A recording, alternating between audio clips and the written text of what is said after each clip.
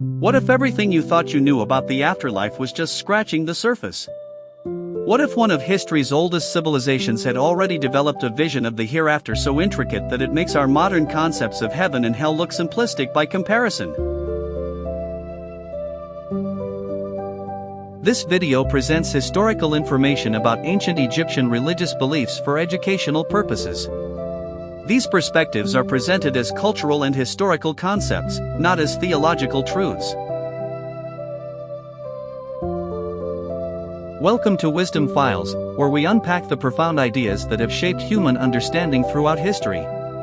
Today, we're journeying to the banks of the Nile, where for over 3 millennia, an extraordinary civilization developed one of the most sophisticated conceptions of the afterlife ever created. The Egyptian obsession with death. When most people think of ancient Egypt, they picture pyramids, mummies, and elaborate tombs. And they're not wrong. The Egyptians were absolutely preoccupied with death and the afterlife, but not in the morbid way we might assume. For Egyptians, death wasn't the end but a transition. They viewed life as just one part of an eternal cycle. This wasn't some vague philosophical concept either. They put their money where their mouth was. The most impressive structures they built weren't palaces for the living but tombs for the dead. The Great Pyramid of Giza wasn't a temple or a government building, it was essentially a massive coffin. Think about it, we remember the Egyptians largely because of how much effort they put into preparing for death. That alone tells you how central the afterlife was to their entire culture. Ma'at, the foundation of Egyptian morality. Before we get into the journey to the afterlife, we need to understand a concept that underpinned everything in Egyptian society, Ma'at.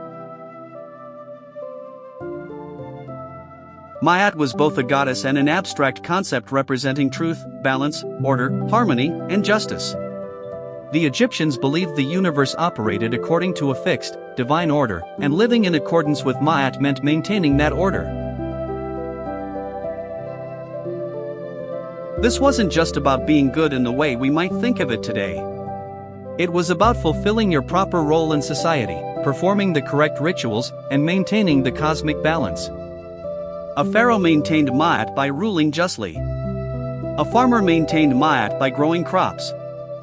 A priest maintained Ma'at by performing the proper ceremonies. And this concept of Ma'at was absolutely central to the Egyptian understanding of the afterlife. Because when you died, you weren't judged on whether you were good or bad in a simplistic sense, you were judged on whether you had lived in accordance with Ma'at.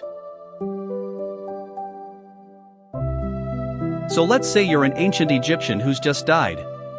What happens next?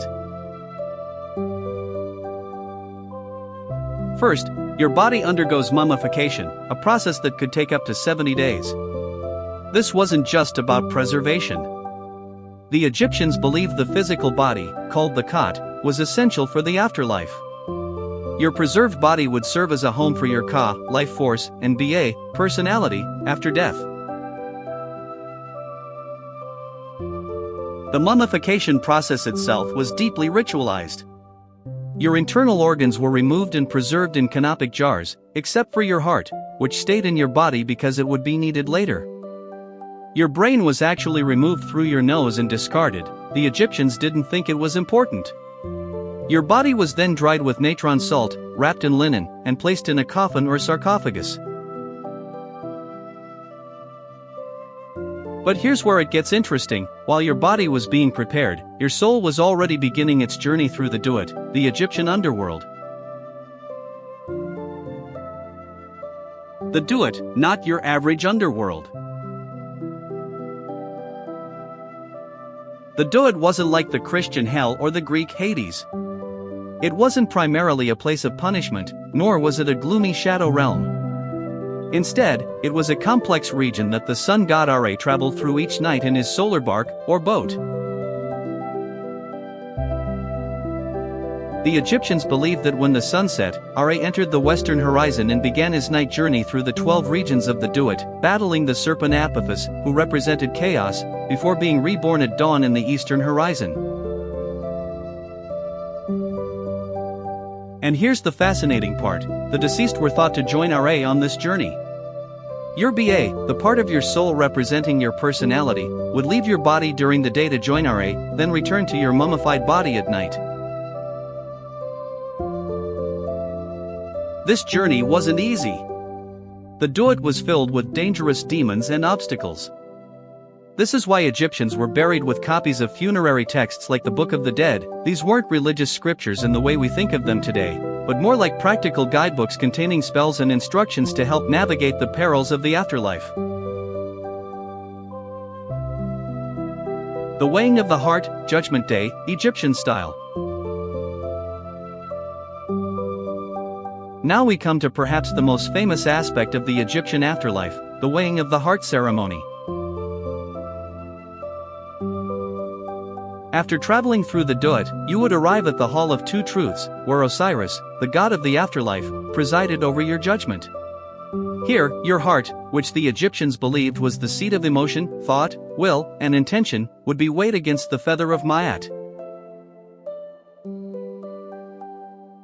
This is why your heart wasn't removed during mummification. It contained the record of all your deeds in life. If you had lived in accordance with Ma'at, your heart would be as light as the feather. If not, it would be heavier.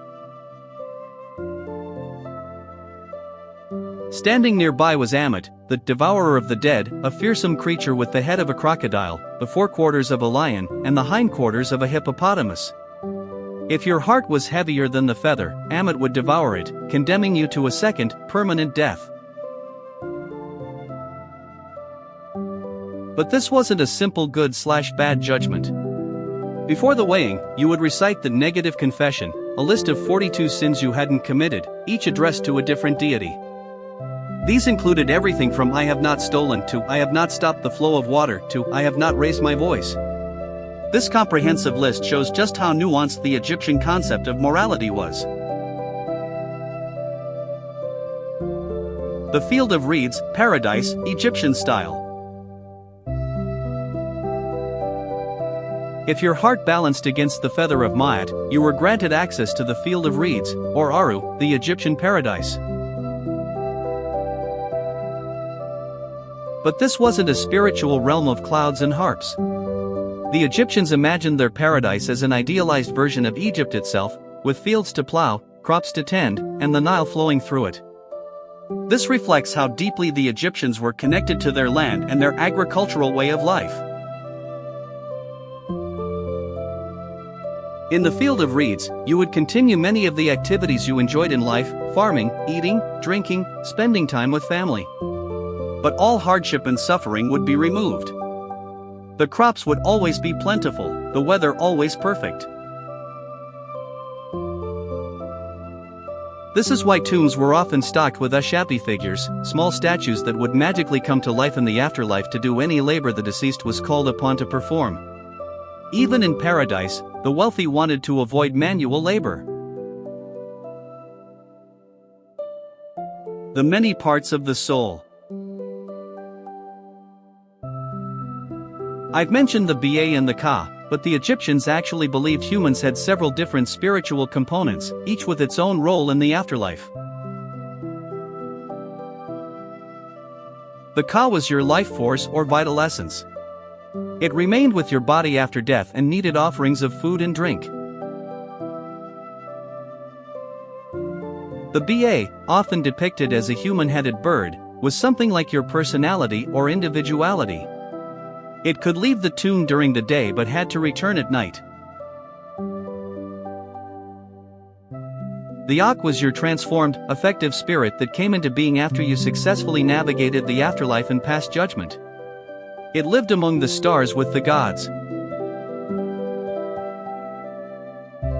The shadow, or Shut, was another aspect of the soul that was always present with the Ba and Ka. The name, or Rin, was considered crucial to existence. If your name was forgotten or erased, you would cease to exist in the afterlife. which is why pharaohs carved their names so prominently on monuments. This complex understanding of human spirituality shows just how sophisticated Egyptian theology was. They didn't see humans as simply having a body and soul, they recognized multiple aspects of consciousness and existence. Eternal existence, different paths for different folks. One fascinating aspect of the Egyptian afterlife is that there wasn't just one path. You might join Ra on his solar bark, helping him battle Apophis each night. You might become one with Osiris, essentially becoming a god yourself. You might dwell in the field of reeds, enjoying an idealized version of Egyptian life. You might even become a star in the night sky, joining the imperishable ones who never set below the horizon. These weren't necessarily exclusive options. The Egyptian concept of the afterlife was fluid enough that you might experience different aspects at different times.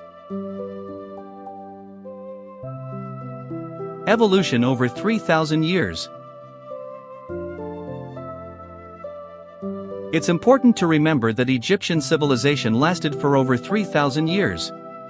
Their beliefs about the afterlife weren't static, they evolved significantly over time. In the Old Kingdom, around 2700 to 2200 BCE, the afterlife was primarily reserved for the pharaoh. The common people might continue a shadowy existence near their tombs, but only the king would join the gods. By the Middle Kingdom, around 2000 to 1700 BCE, this had democratized somewhat. Now nobles and eventually ordinary people could also aspire to a divine afterlife, provided they could afford the proper funerary texts and rituals. In the New Kingdom, around 1550 to 1070 BCE, we see the development of a more personal relationship with the gods, especially Osiris. The Book of the Dead became widely available, giving more people the knowledge needed to navigate the afterlife.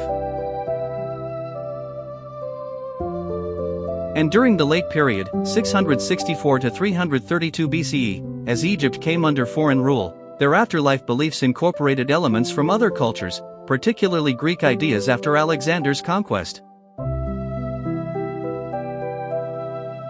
This evolution shows that the Egyptian concept of the afterlife wasn't a rigid dogma but a living tradition that responded to social and political changes. The practical side. The elaborate Egyptian beliefs about the afterlife weren't just theological abstractions, they had very practical implications for how people lived and prepared for death. Tombs were stocked with everything the deceased might need in the afterlife: furniture, clothing, jewelry, food, drink, and tools. Wealthy Egyptians began preparing their tombs early in life, sometimes spending decades ensuring they'd have everything they needed after death. Wall paintings and sculptures in tombs didn't just decorate the space, they magically provided the deceased with servants, possessions, and activities in the afterlife.